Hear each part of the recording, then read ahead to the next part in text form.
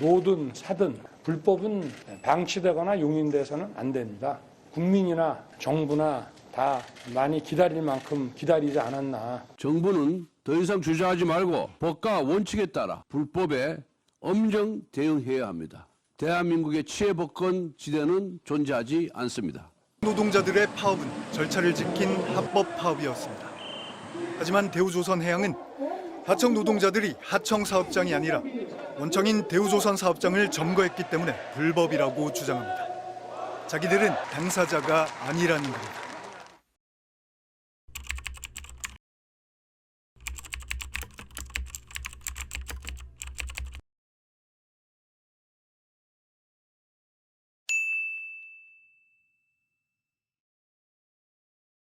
우리 전소가 2016년, 17년부터 지금도 마찬가지지만 굉장히 어려운 조건에 처해 있었습니다. 그게 이제 임금이나 근로조건 이게 굉장히 열악해졌고, 실제로 지난 5, 6년 이 기간 동안에 우리 하청 노동자들 임금이 거의 30% 이상 삭감이 됐기 때문에 이런 것에 대해서 우리 조선하청지회 노동조합에서 노동자 활동을 계속 준비하고 투쟁을 준비해오고 이런 과정 속에서 우리 51일 파업 투쟁을 진행을 했고요. 이제 투쟁은 이미 끝나긴 했는데 여전히 지금까지도 조선하청 노동자들에 대한 선배 문제나 합의한 약속을 이행하지 않는 부분이나 이런 것들이 계속 진행형으로 되고 있어서 한 일주일만 있으면 좀 3개월 채거든요. 지난 지가. 그럼에도 불구하고 아직까지 온전하게 해결되지 않고 있어서 여전히 투쟁 중이다 이렇게 말씀드리고 싶습니다.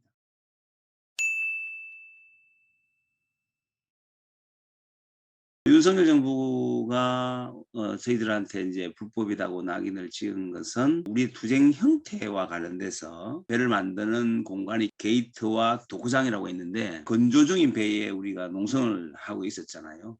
이름으로 해서 농성이 진행되면서 사실은 다른 공정을 할 수가 없는 상태에 직면하다 보니까 윤석열 정부한테는 노동조합이 파업을 하면서 이렇게까지 할 수 있느냐? 이게 불법이지 않느냐? 이런 거였죠. 근데 저희들 입장에서 보면 대형 조선소에서 합법적으로 교섭을 하고 파업하고 한 게 우리가 처음이에요. 조선소 역사상으로 보면 대우조선이 이제 77년도, 78년도부터 만들어졌으니까 그때 이후에 우리 하청 노동자들, 비정규 노동자들이 노동조합을 만들고 교섭하고 파업한 게 처음이에요. 이제 그것을 다시 말하면 불법이라고 규정하기 이전에 이미 저희들이 합법적인 교섭을 요구하고 고용노동부에서 주관하는 노동위원회에서 저희들이 합법적인 쟁의권을 확보하고 투쟁한 거거든요. 사실은 이제 저들은 불법으로 낙인을 찍는다고 하는 것 자체가 사실은 노동자들이 자신의 권리를 윤석열 정부가 정부 출범하자마자 사실 우리가 큰일이 벌어졌기 때문에 초기에 우리 노동자들의 어떤 정당한 투쟁을 막아보려고 어쨌든 불법 낙인부터 찍고 시작한 거 아니냐 이렇게 생각하고 있어요. 저는 실제로 불법적인 파업, 불법적인 폭력으로 우리 노동자들, 우리 파업하고 있는 분들을 단합하고 짓밟고 했던 사람들은 사실은 대우조선 원청이에요. 대우조선 원청이 소위 말하는 현청련이라고 해서 직장 반장들이라고 하는 모임이 있습니다. 저는 대우조선이 이들 사주에서 저희들 대외적으로 잘 알려지지 않았는데 전망 농성을 하고 있는데 한 명이 지키고 있었습니다.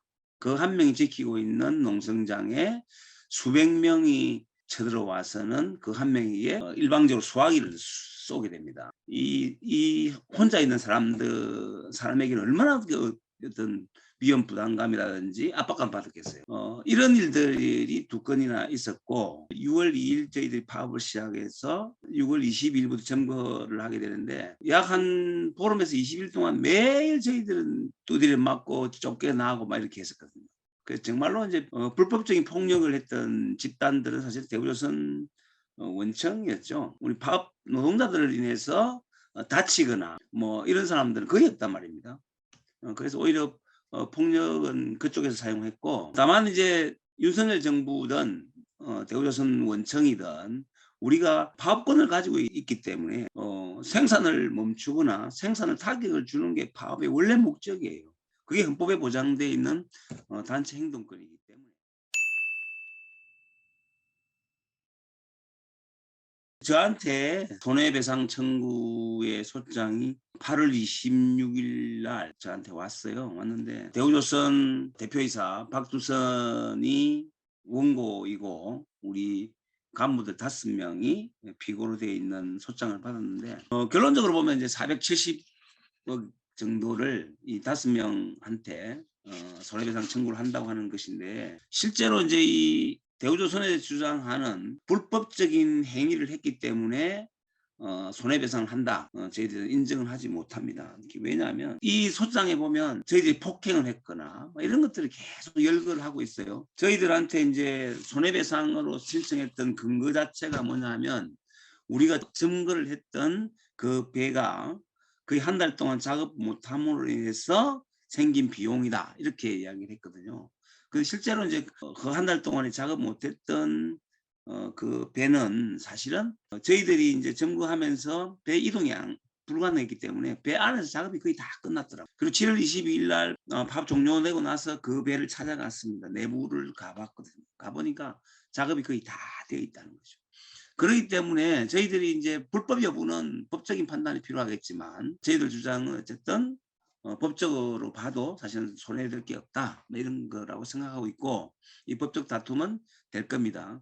다만 비정규직 노동자들에 대해서 노동조합 활동을 하게 되면 이런 돈을 통한 단합 뭐 이런 것들을 하겠다는 거고 이것은 이전 정부부터 계속 해왔던 거잖아요. 근데 어쨌든 470이라고 하는 것이 금액이 상상도 안 가는 금액이라서 그래서 이 금액을 본인들한테 우리 5명한테 손해배상을 하라고 하는 게 그 자체가 말도 안 될 뿐 아니라 더 이상 조선하청 노동자들의 투쟁은 이제는 도저히 용납하지 않겠다고 하는 것을 표현하는 거 아니냐. 이것은 헌법에서 보장되어 있는 노동 3권이나 그리고 노조법이나 이런 등등을 봤을 때도 사실은 노동조합 활동을 못하게 하는 아주 악법 중의 악법이다. 그래서 어쨌든 조선하청 지혜 투쟁을 통해서 불거진 이 손배 관련된 문제가 이번 참에 정말로 노조법 2, 3조를 개정하는데 아주 중요한 계기라고 생각을 합니다.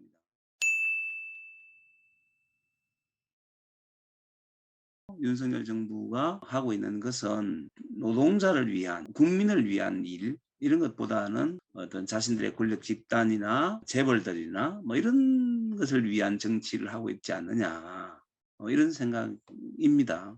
물가는 계속 치솟고 있고 이자도 계속 치솟지만 노동자들의 어떤 임금이나 노동 조건은 계속 악화일로 가고 있는 뭐 이런 거기 때문에 그래서 우리가 이대로 살 수는 없다는 거죠. 이대로 산다는 것 자체가 사실은 노예로 살든지 아무도 모르는 곳에 자신의 어떤 결단을 내려야 되는 상황까지 가든지 뭐 이렇게 될 수밖에 없는 거 아니냐.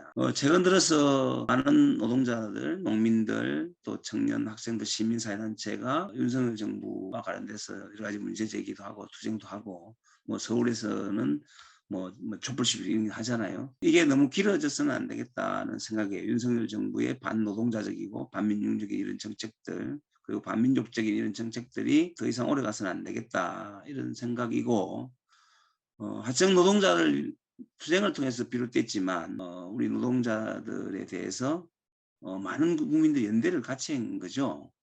그렇기 때문에 저는 박근혜 정부를 무너뜨린 그 힘이 여전히 우리한테는 있다. 이렇게 생각을 하고 있습니다. 그래서 우리 청년뿐만 아니라 모든 노동자, 농민, 시민단체가 윤석열 정부에 대해서 강력한 메시지와 투쟁이 필요하지 않겠느냐 이런 생각을 하고 있습니다. 그래서 건강하시면서 우리 함께 잘 투쟁했으면 좋겠습니다.